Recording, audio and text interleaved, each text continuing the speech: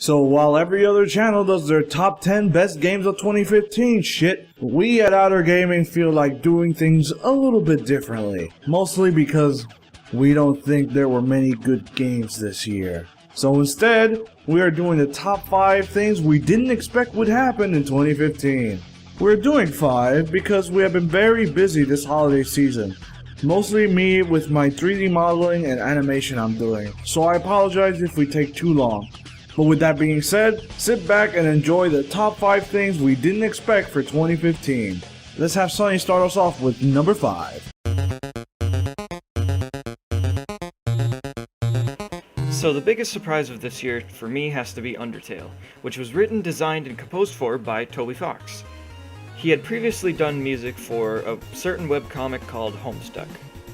When it comes to games, I really care most about a well thought out, interesting story and a world that you can just get lost in, like how some people get lost in a book.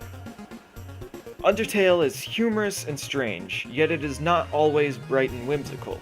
In fact, it can be pretty dark and mysterious if you do something called a genocide run. Which is also, honestly, another nice touch to the game is how you can beat it without having to fight or kill any enemy. You can spare and befriend any that you can on your journey also if you wish. Giving the player these choices really adds replayability and honestly only draws you back, making you wonder what happens if I decide to kill everything in my path, or if I decide not to do this or that. I loved Undertale not because other games this year sucked, but because it was so amazing it shined above everything else. It has been so successful and I think it really deserves it. Number 4.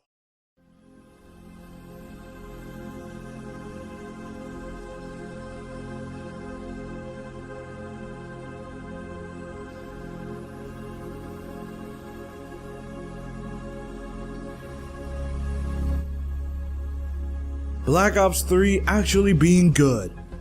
Now this one is more of a personal preference, but this COD was an absolute breath of fresh air for me. Yeah, I know most people think COD is nothing but the same thing over and over, and for the most part, I agree. But with the sheer amount of content in this one, I just don't really care. They improved the movement system greatly from Advanced Warfare. There's a lot of more challenges we're doing this time around, and a lot of cool and interesting camos we're playing for in the black market, and a space to let your creativity run wild with the paint shop. And then you have campaign and nightmare mode, all being completely over the top, and both completely playable with 3 other friends. And then you have the amazing zombies mode with all of its craziness and the story it offers. There's also a lot of throwaway modes like free run and combat immersion, which aren't really that much to brag about, but the multiplayer has definitely improved for me overall. The inclusion of the specialists gives the mode personality. Each one has their own story and relationship with one another, and since you unlock bits of story just by completing challenges, I got more and more invested with each character. All in all, I was not expecting this COD to impress me, especially since I played practically all of them. It's one of the few games that I think is actually worth getting this year.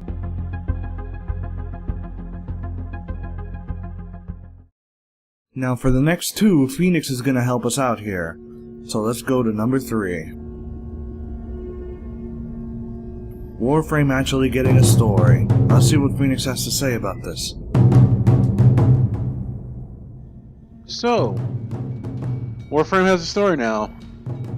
Weird. Now, how long has it been since DE decided to add story in? 2.5 years? Well, with a time period like that, it's like, yeah, no wonder I thought, no wonder it's been such a unexpected turn, because it's like, because they've been changing so many things to Warframe, and they were needed, yeah, but it's like, it was getting to that point where it was like, okay, you improved the free running, you improved the sniping, we got like about how many Warframes now? Like what, 20 or more? And now we have like Kubros and stuff like that. We have like the dailies now. We did, like at that point, it's like, yeah, we need story. Like that's how I feel. Because anything more would be unnecessary. I mean, you got to add in some story to drive some players at this point. I mean, there are some loyal players out there who would still play fucking Warframe like on a daily basis, like nonstop. But there are people who stopped playing, mainly because there was no story and there was like pretty much nothing to do.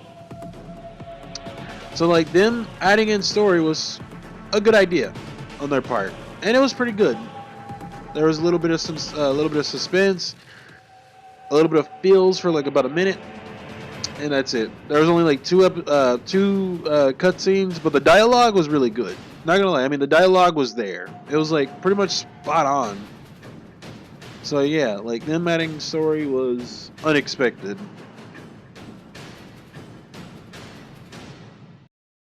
Number 2. There's much more to Xenoblade. Phoenix? So going into the story, I wasn't really expecting a good story behind it, like a great story behind it. I just expected like something like, you're the hero, blah blah blah. You go here, you do some things for these people, and you save the day. That's it. That's all I was expecting, to be honest. But that's something I was like. It was more than just that. It was more than just you being a hero. It was like you connecting with other people. And I cared for them like actual people. Like they were really cool. They had good characters that stood out from each other. They were unique in almost every way, and I wasn't expecting anything like this. So the game was really good. There was a lot of suspense in its story too. Like I was always on the edge of my seat, and I wanted to know more of what was going on. And I was hoping that these people would be okay at the ending. I didn't want any of them to die.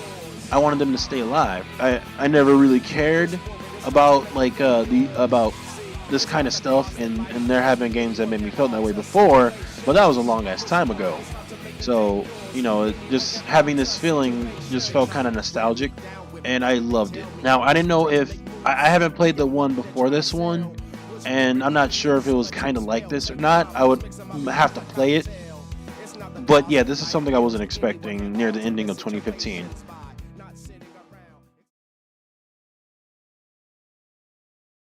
And the number 1 most unexpected thing to happen in 2015 is...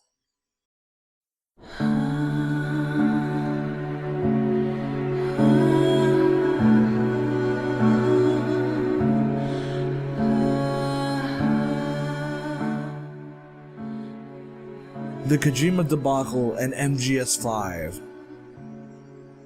Let's face it, MGS5 was hyped up as hell. There were a shit ton of trailers, millions of people praising it as the masterpiece it was to be, and the huge groundbreaking story it was supposed to have. But when it came out, well, people did think it was amazing. I thought it was good. Yeah, it was pretty good. Certainly not amazing or game of the year, but it certainly isn't bad. Look, with the repetitive missions, bland characters, except for maybe Kaz, and a story with major plot holes, which is very important considering this is a prequel, and an online component that needs a lot more work to ever be as good as the one that came before it, it just makes the game feel like an okay game to me. It's not bad, but it's not exactly that good either. I was expecting a lot more for this game, but hey, I guess that's what you pay for hyping yourself up that much. But that's not the biggest thing here. The Kojima situation had to be included here, because it was just that extreme. Sure, Kojima is in a better place now than he was before, now that he has his own studio, but at the time, this was completely unexpected for us. First, it was Konami taking his name off the box, which by the way, his name is on everything else, so I don't really think it was that bad.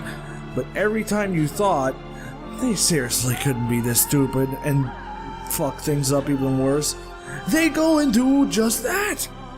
I mean, just look at the Game Awards.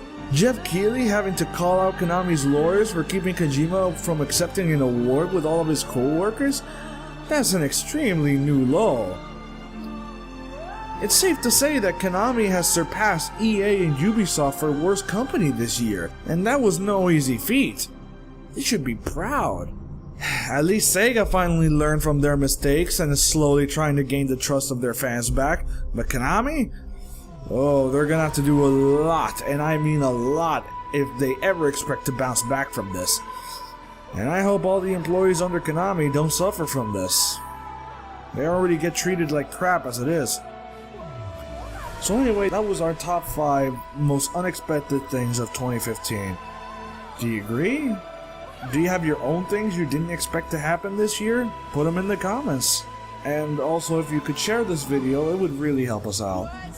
Thank you. Hopefully now, game publishers actually fucking realize the shit they're doing. Anyway, let's see what happens in 2016. See ya.